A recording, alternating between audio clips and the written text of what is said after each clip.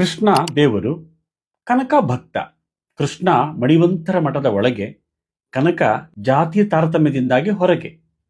ಕನಕನ ಕಿಂಡಿ ವಿವಾದ, ಕನಕ ಗೋಪುರ ವಿವಾದ, ಭಕ್ತಿ, ಜಾತಿ, ಕುರುಬ, ಗೊಲ್ಲ ಇವೆಲ್ಲ ಗೋಜಲು ಒಂದು ಕ್ಷಣ ಮರೆತು ಇವರಿಬ್ಬರ ಸ್ನೇಹ, ಪವಿತ್ರ ಸಂಬಂಧವನ್ನ ಮಾತ್ರ ನೋಡೋಣ.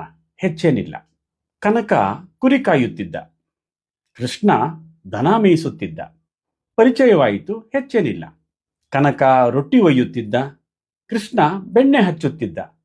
ಹಂಚಿಕೊಂಡು ಉಂಡರು, ಹೆಚ್ಚೇನಿಲ್ಲ. ಕನಕನಿಗೆ ಹಾಡು ಕಟ್ಟುವ ಹುಚ್ಚು, ಕೃಷ್ಣನಿಗೆ ಕೊಳಲು ಅಚ್ಚುಮೆಚ್ಚು. ಗೆಳೆತನ ಕುದುರಿತು, ಹೆಚ್ಚೇನಿಲ್ಲ.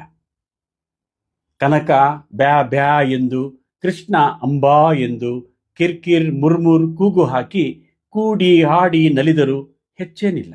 ಕೃಷ್ಣ ಮಹಾತುಂಟ, ತುಡುಗ, ತರಲೆ, ಜಗಳಗಂಟ. ಕನಕ ಅವನ ಬಂಟ, ನೆಂಟ, ಸರ್ವಸ್ವ. ಇಬ್ಬರು ಬದುಕಿ ಬಾಳಿದರು, ಹೆಚ್ಚೇನಿಲ್ಲ. ಕುಲದ ನೆಲೆಯಿಲ್ಲ, ಕಾಲದ ಹಂಗಿಲ್ಲ.